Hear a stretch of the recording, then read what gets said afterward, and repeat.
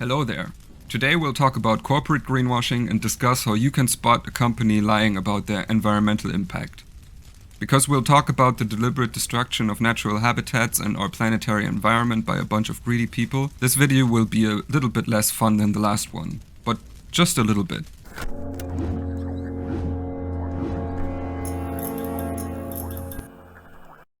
Let's once again start with a little story. One day in 1986, Jay Westerveld was a bit irritated. He just checked into a hotel and received a notification card that he'd not seen before.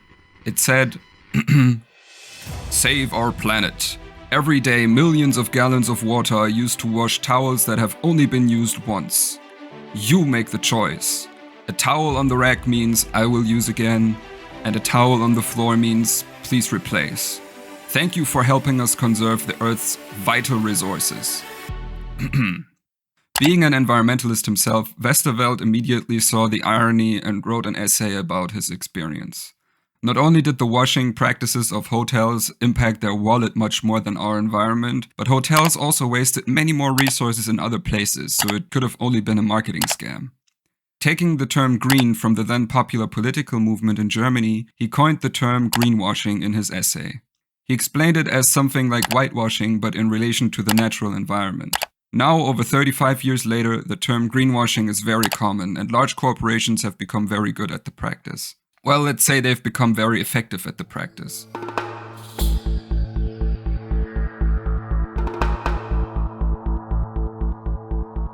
Corporations have become so effective at greenwashing, in fact, it almost seems as if there is an official greenwashing playbook that they all follow.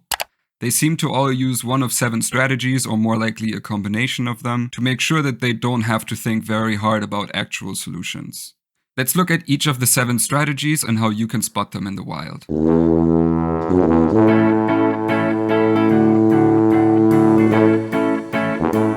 The first strategy is very easy to understand and to implement. If your organization is not as beneficial to the environment as your customers or local governments would like, just lie to them. I know, it's brilliant, right? Well, this is nothing new to us though. According to a study from 2021, 53% of US American consumers never or only rarely believe environmental claims made by a company. We all remember how Lipton iced tea claimed to use 100% recycled bottles only to write in the fine print of the ad that the bottle cap as well as the label were excluded from the statistic. We also remember that Shell said you would drive carbon neutral if you used Shell Go Plus. That IKEA said it didn't illegally source timber from Ukrainian forests. That Volkswagen launched the clean diesel. That Windex claimed to only use ocean plastics and to be non-toxic to the environment. That Nestlé said they would reduce the amount of sugar in their products substantially. Or 96% of whatever H&M ever said. Okay, maybe you don't remember these specific examples, but you get my point. None of these claims were actually true, and we've all been tricked by shady businesses more often than we can remember. We know this strategy.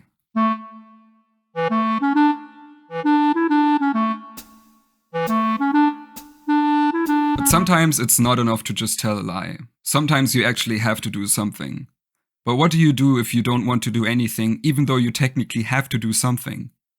Correct. You do something that doesn't matter and that doesn't change the way you work in the near future. This doesn't just ensure that you can continue doing whatever you were doing before, but it also calms down all the scared old men in your company board who are afraid of change. You could, for example, invest in decarbonization plans or nuclear fusion reactors while not changing anything you do right now. After all, these technologies will be really helpful for humanity once they become viable in 2040, 2050, or whenever.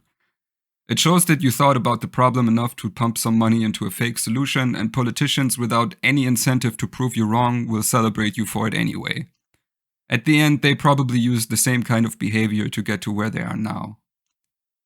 You could also get a green certificate by randomly exchanging the printers in your office buildings for more sustainable ones every year, without acknowledging that the yearly production and distribution of new printers would be factored into the overall equation by any decently smart person.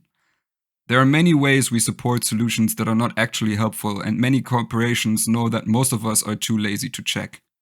Liquefied natural gas, or LNG for example, only exists as a seemingly good solution for people without actual knowledge of the science. In reality, it's just one of these fake solutions.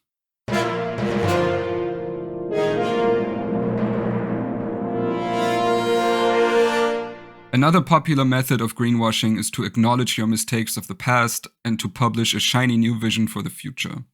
You just have to make sure that this vision does not contain any specific plans for reaching your targets or any consequences for missing them. This way, journalists will focus on how smart you are and how you want to do the right thing, without asking too many questions about your actual plans. The best goal by far is to become carbon neutral, preferably by the end of some decade, like 2030 or 2040. If you do not reduce your carbon emissions by then, you can just offset them using a globally available scam. Professionals call the scam emissions trading, and it is defined by Article 17 of the Kyoto Protocol. Obviously, I'm not the first person to notice that this whole thing is a scam. There are already many reports and studies published that explain the extent and process of the scam starting more than 10 years ago. But the best explanation of the scam can, once again, be found on YouTube. Simon Clark and the Spiffing Brit made a video that not only explains the scam, but that also names many examples and implementations of it. The link will be in the description, so check it out if you are not aware of the global emissions trading scam or if you just want to have a laugh. Carbon neutrality without a specific reduction of carbon emissions, while being a well-sounding goal, is therefore a very vague and mostly meaningless target for any organization or government.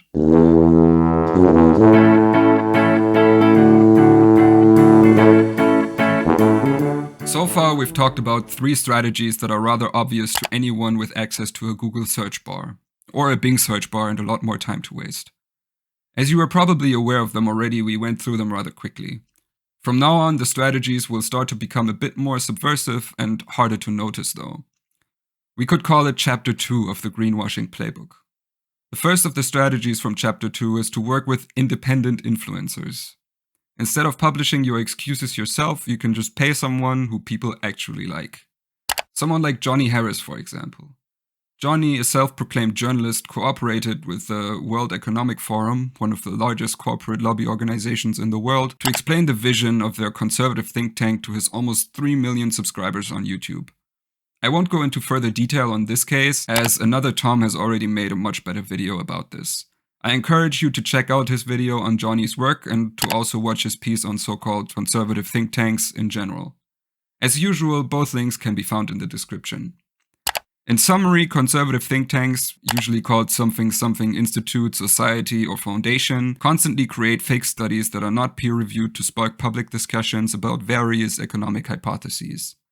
While they usually promote very dumb and outdated views that real economists would laugh at if they weren't so widely spread, most journalists are also not smart enough to call out the bluff. Hence, think tanks' representatives are often invited to comment on various political topics on TV or in other media. Politicians also love these think tanks, as they provide them with fake studies and policy briefs to excuse their unsustainable decisions in the public eye. As Tom Nicholas explained in his videos, these think tanks came into existence because rich industrialists needed a way to make their self-interested worldview palatable to the general public. But the influencer strategy can work without using think tanks as middlemen too. To understand how this works, let's take a look at the Green Tech Festival. Co-founded by former F1 world champion Nico Rosberg, the festival aims to promote sustainable businesses and to give a platform to sustainability entrepreneurs. While this idea is not bad in general, looking at the exhibitors and the reports of attendees quickly raises some red flags. Many are energy and car companies who are attending because they use one or all of the 3 previously mentioned strategies to greenwash their brands. While many attendees proudly publish their experiences and some even claim to have life-changing revelations, actual environmentalists quickly became annoyed by everyone just patting themselves on the back for things that they will maybe do in the future. Beyond the event, Rosberg himself actually reports on new concept cars by his former employer Daimler and other German car brands quite often, and while they might be more efficient than other cars, they are usually not made for the mass market and sometimes not even available for purchase. They are essentially fake future solutions to urgent problems that we're having right now.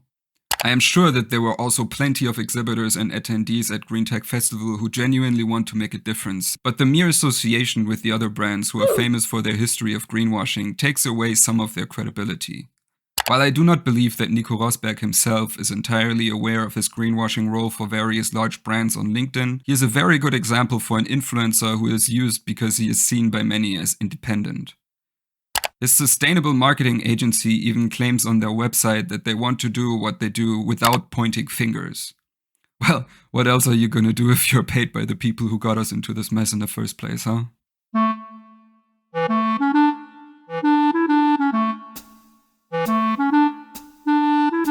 Once your influencers are done influencing, you might get to the realization that influence cannot always change reality. Some organizations, for example, might introduce rules of engagement and forbid you from advertising through their platform. This is nothing new, by the way, it has just recently been expanded to unsustainable companies. While it used to only include companies who benefit from people's deaths directly, sports institutions and event organizers have started to crack down more on unsustainable advertisers. Well, sometimes. Only when it doesn't hurt. But don't be sad. If you still want to advertise your brand, even though it literally stands for death, destruction, and the exploitation of our livelihood, I have the solution for you. Ta-da! Now you might ask, Tom, who the f is Winnow, and haven't Will's kids been through enough lately? Yes, they have been, but this actually says Mission Win Now. I know, this was probably designed by a sleep-deprived monkey with an Apple Pen on a Samsung tablet using the Windows version of GIMP, but that's not what we should focus on right now. Mission Win Now is a change lab focused on reframing global conversations, sparking open debate, connecting people, and supporting the realization of innovative ideas. I don't even know what that means. No one knows what it means, but it's provocative. No, it's not. It Gets the people going. Mission Win Now has also been the title sponsor for the Ferrari Formula One team since 2018 and is owned by Philip Morris. But tobacco advertising is forbidden in F1, Tom. How can this be? Greed. It's because of greed. But let's get back to unsustainability. The strategy of creating sub-brands that are supposed to polish the image of a not-so-cool daddy brand is not unique to the tobacco industry. Many unsustainable businesses from the fossil fuel, meat production, car manufacturing, or logistics industries do the same thing.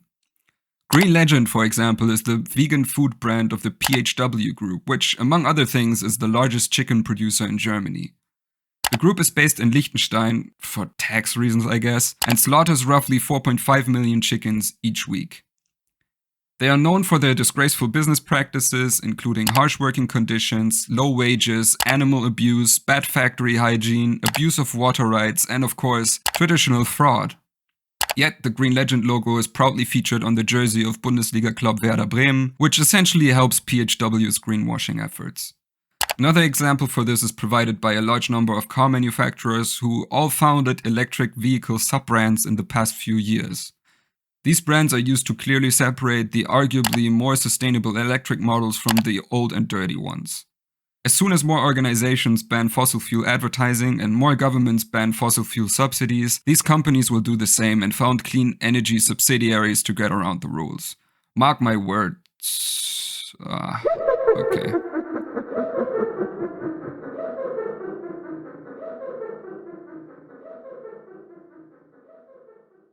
Let's say you published all the lies you could come up with, invested in a lot of bullshit solutions, published your new vision of a green future, paid all the influencers you know, and created a few fake sub-brands to continue advertising. But people still remember that you're an asshole.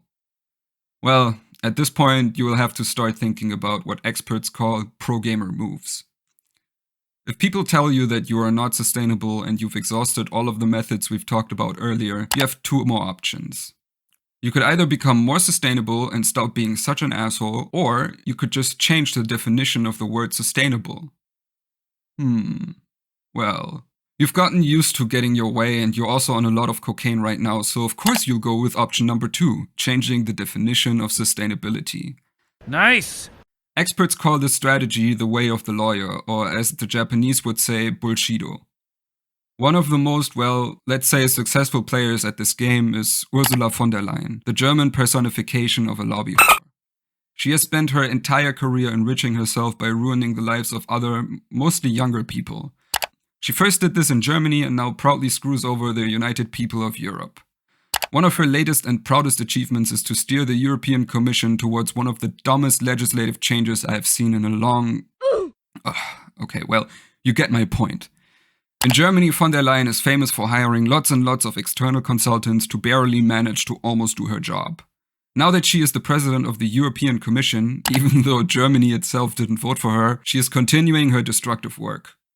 In February of 2022, von der Leyen, whose name means from people without knowledge in German by the way, announced that her commission had declared natural gas and nuclear energy to be sustainable.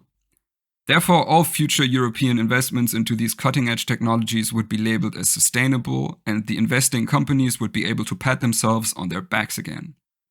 Yeah, it almost sounds as if their lead consultant was the spiffing Brit.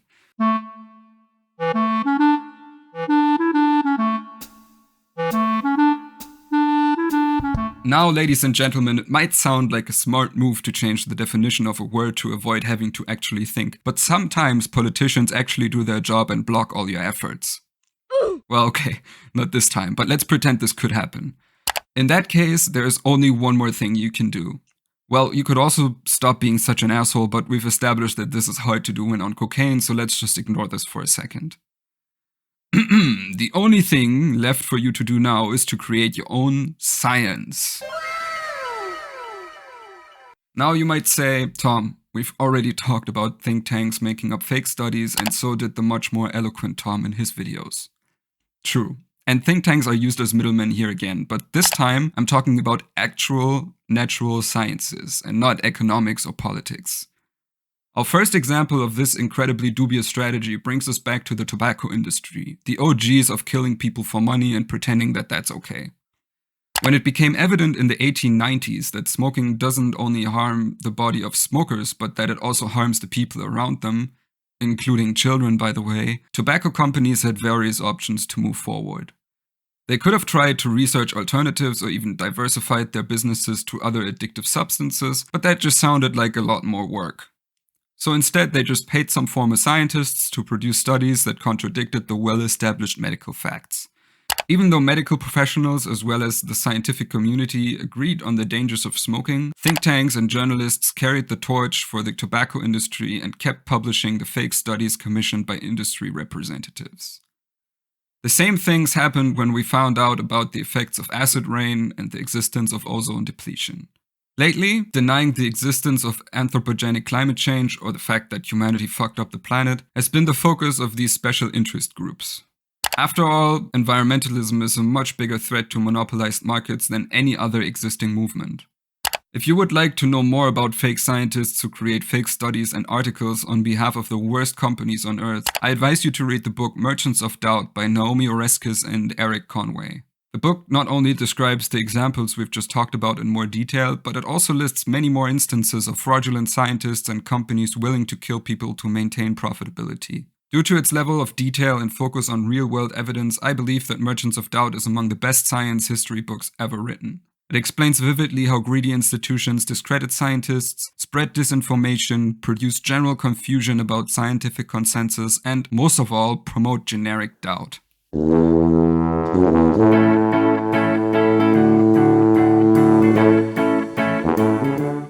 Alright, let's summarize what we've learned today. If your company is not sustainable and generally ran out of shits to give, you have 7 strategies you can combine and use to get around the consequences of being an asshole. The easiest method is to simply lie to the public. But the public doesn't like liars, so it might be a better idea to invest in fake solutions instead. An alibi is an alibi, am I right? Once people realize that your alibi is fake, your next step is to publish your new vision of the future and maybe even admit to some of the mistakes you made. Only if you absolutely have to though. If people don't believe that you will change in the future, you can also pay influencers to do your bidding. At some point your brand might be ruined though, and you will not be able to greenwash it entirely. Then you can just create sub-brands that aim to improve something in the future or just generically care about the planet so you don't have to. If that doesn't work, you have to bust out the pro-gamer moves. You can either lobby to change the laws forbidding your practice, or even try to change the dictionary, depending on how far you've escaped from reality at this point. Lastly, you can pay fake scientists to pretend that you were right all along and that cancer isn't that bad or something. In summary, you have a long and well-established playbook to use in your battle against future generations. Isn't that awesome?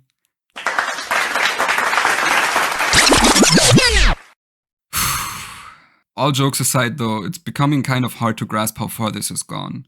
I've talked to people who work at sustainable energy divisions at Shell or similar fake departments, and some of them really believe that they're not doing anything bad. I've talked to people who studied some natural science, never published anything of value, and now defend fossil fuel companies while still believing that they are real scientists doing real work. While I do understand that there are a lot of psychological biases involved, it is still unbelievably sad that there are people in the world who happily do the bidding of large corporations who destroy our future for short-term gains. If you watch this video and you work for Shell, Goldman Sachs, ExxonMobil, Deutsche Bank, Saudi Aramco, or any other conglomerate of despicably greedy people, please quit your job and do something of value instead. Become a farmer, an artist, a drug dealer, a teacher, or anything else that is actually useful to society. Okay, please don't become a teacher actually, you've screwed over our youth enough at this point. I'm Tom, thank you for watching, and until next time.